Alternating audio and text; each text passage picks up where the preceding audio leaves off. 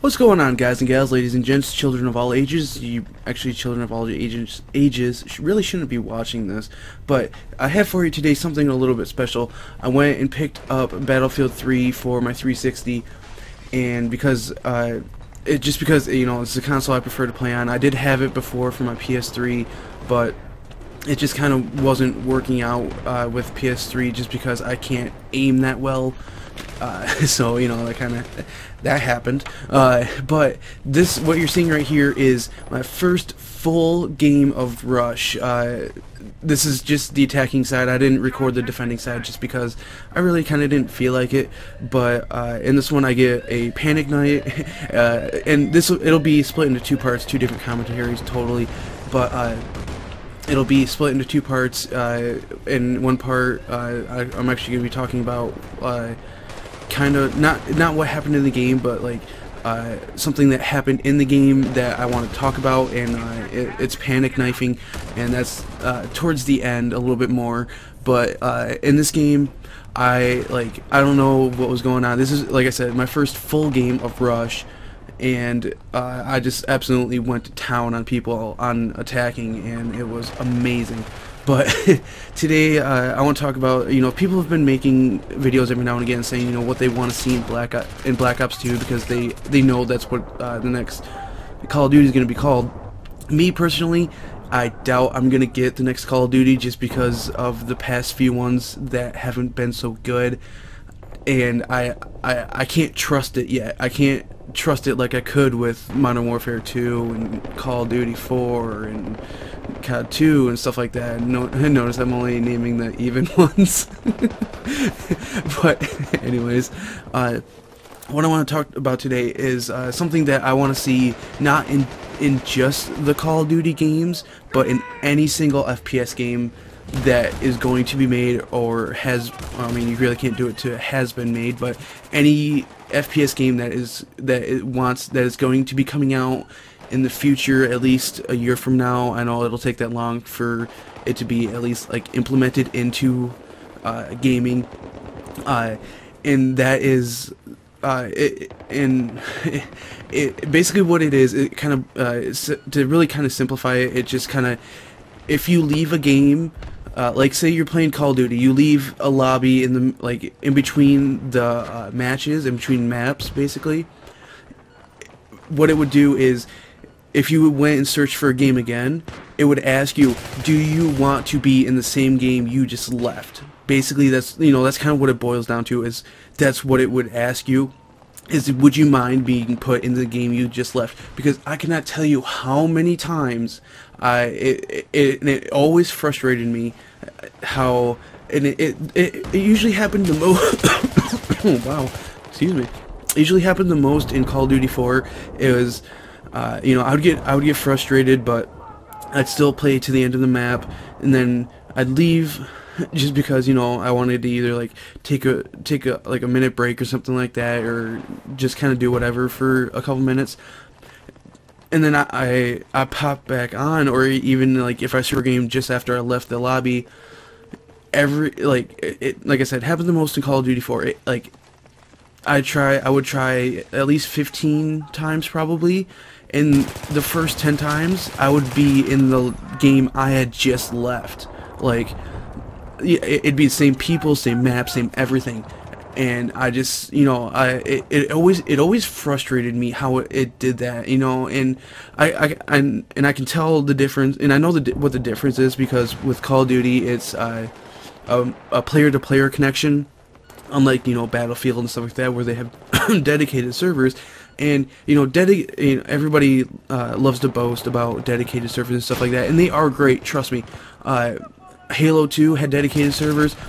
Amazing. Like, amazing. It was awesome. I mean, yes, there were people that hacked the game, but at the same time, those people, if you had played Halo 2, you pretty much knew, well, you didn't know their gamer tag and anything, but if you saw that they were above level, usually, like, it was usually above level 40. If they were above level 40, they usually are hacking and stuff like that. So I mean, it just kind of showed itself as to what the hackers did and stuff like that. But with dedicated servers, what they don't tell you is not what they don't tell you is that if somebody leaves a game, that spot usually, like 9 times out of 10, that spot that person left will not fill up at all.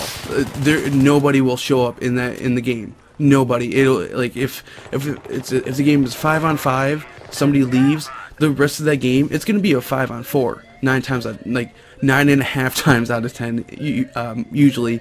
So I mean, it's just like it gets, and that's what gets it frustrating, because like a few matches after I had played this one, it ended up being a 4-on-3, and half the other team quit because I was just kind of sitting in a vehicle doing pissing people off because, hey, you know, I'm a level 1, I can do that, and you know, just kind of having fun and stuff like that, trying to get my level up for some of the vehicles and stuff like that. So, you know, just kind of trying to get more and more accumulated, I guess, with the vehicles in Battlefield 3. But yeah, basically, you know, that's what I want in any FPS game that does not have dedicated servers, is that I want them to be able to you know, be able to ask you, hey, you know, you just left this game, would you mind if, you know, do you want to play with these people, or was there something, you know, wrong with the way they were playing and stuff like that. So,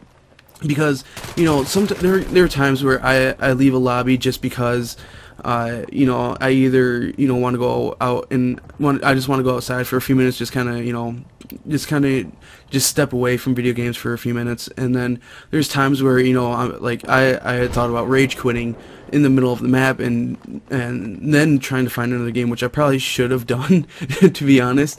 But it's just, if you guys have, I mean, I'm pretty sure a lot of people have noticed this. I mean, like I said, it happened a lot, like mostly in Call of Duty 4 with me, is when that happened the most. I've noticed it getting that way more and more nowadays with Modern Warfare 2, just because there aren't as many people playing that as I would like, which is unfortunate, because, you know, in my opinion,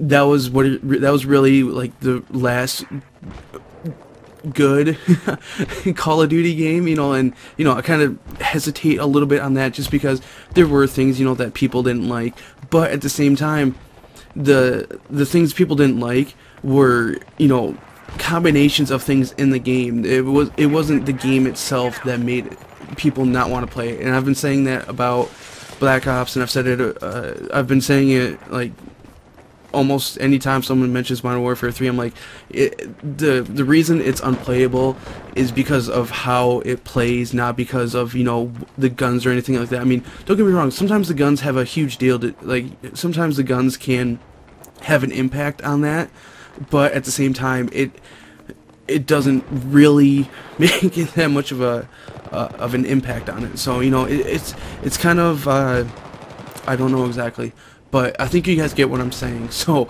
I hope that's good. But anyways, you know, look for part 2 coming soon. It's gonna that one will be about another 10-minute commentary. Hopefully I can find some stuff to talk about during that one. But, you know, I just, when I was playing this, I got super excited. I got MVP in this game, and, you know, I just kind of ruined the ending for you guys. But it's, you know, I was super excited. And, you know, some of the people I was playing against, albeit there were some not so great people in this game, there were a few higher levels, at least in the game, at least in the couple games after, or like the game I played after this one. So, I mean, it wasn't too bad. And, you know, and like I said, I did not get us defending on this map, and I'll tell you guys, they kind of steamrolled us a little bit more than we steamrolled them. To be honest with you, I'll be honest with you guys, they kind of crushed us a little bit more than we did them. But at the same time, you know, I'm planting not planting. I'm arming MCOMs. I want to get that right, so Battlefield people don't get pissed at me. I'm arming MCOMs. I'm trying to defuse them, and it's insanely hard when, you know, your teammates aren't really the best players. I mean, and I don't want to say best players ever, but I like, they really aren't that good, to be honest. Like, they don't. It doesn't seem like they know what to do, to be honest. But that's actually going to be it for you guys. So if you guys would like to comment, rate, subscribe, you know, that's always if you guys want to. And if you guys do comment, rate, and subscribe, I guess, if please consider sharing the video, because it helps me get my name out there more, and in turn it helps you guys get better. No, no, no, bad. That was bad on my part. No. It doesn't give you guys better content. It makes me want to make better content. Even that sounded stupid. What am I on right now? Honestly. Like, it just helps me get my name out there. That's all I needed to say. Wow, I am stupid. I'll see you guys later.